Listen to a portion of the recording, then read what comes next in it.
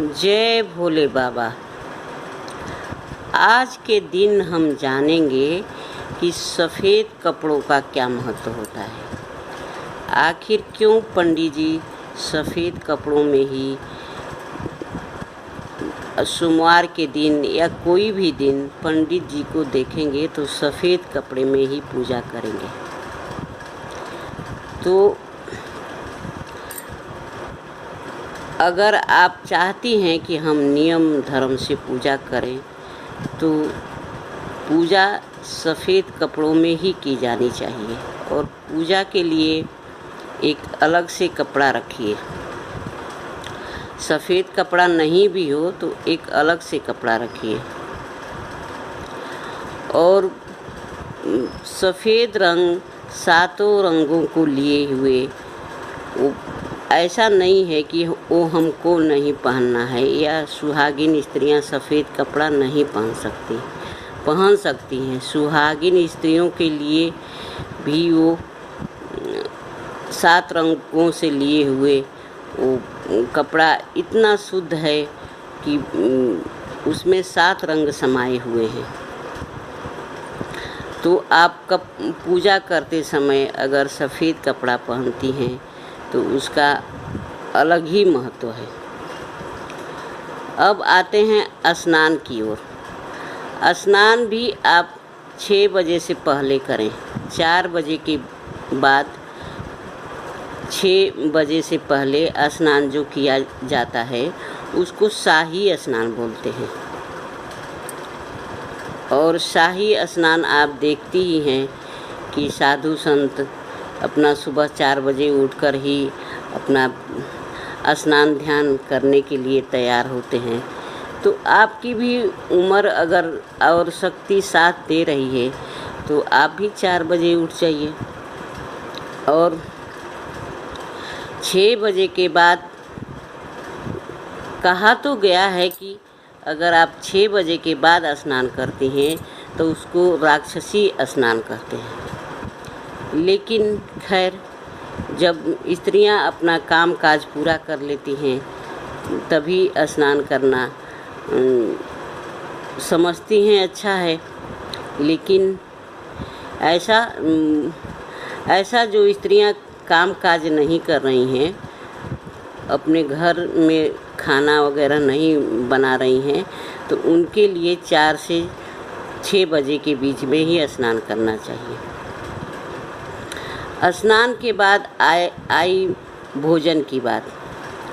तो भोजन में आप ब्रह्मा भोजन बनाइए। ब्रह्मा भोजन कोई अलग भोजन नहीं है, लेकिन ये भोजन नहाने के बाद और बाबा का ध्यान में रहिए।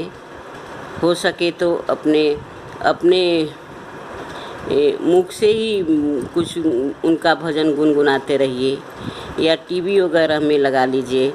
तो आप ब्रह्मा भोजन अगर बनाएंगी और खाएंगी उसको तो आपको किसी प्रकार की बीमारी नहीं होगी, क्योंकि वो उनकी याद में बनाया हुआ भोजन प्रसाद के समान बन गया। और उसको खाने वाले अगर कभी बीमार पड़ते भी हों तो वो बीमारी बहुत सरलता से ठीक हो जाएगी। और भगवान शंकर को काली मिर्च चढ़ाने से घर में क्लेश नहीं होता है, ये नहीं होता है। ये बात अब हम नहीं बता सकते। ये आप आजमा कर देखिए। लेकिन खैर, अगर आप चाहती हैं कि हम अपने विचारों को शुद्ध रखेंगे तो खुद ही हमारा सब कुछ अच्छा होता रहेगा। तो अपने विचारों को शुद्ध रखिए, बड़े लोगों का थोड़ा ध्यान कीजिए। और कौन आपके घर में आया गया, आप घर में बड़ी हैं तो उसके घर में अगर आप एक बात मैं कहना और चाहती हूँ कि आपकी अगर बेटी और बहू दोनों हैं तो बेटी को तो आप ला देंगी कि आपको तुमको क्या चाहिए, लेकिन बहू से भी पूछ लीजिए कि बहू मैं बाज़ार जा रही हूँ, लाना है तो कुछ बताओ, नहीं अगर नहीं लाना है तो अगर चाहती हो हमारे साथ चलना तो चलो। तो आप अपनी बहू को भी थोड़ा सा ध्यान दीजिए, तो घर में तो आपके आनंद ही आनंद रहेगा और वीडियो बड़ी न हो जाए, इसलिए मैं वीडियो को विराम देती हूँ। और अच्छी लगे मेरी बात तो ऐसे कोई वो नहीं है कि आप पूजा पाठ करिए ही, बस ध्यान दीजिए आपकी हाँ हमसे कोई गलती तो नहीं हो रही है। नहीं पूजा पाठ भी करेंगी तो सब भगवान ने माफ़ किया है और सब जानते हैं, कोई भी मंत्र नहीं चाहिए, कोई भी कुछ नहीं याद करने को चाहिए।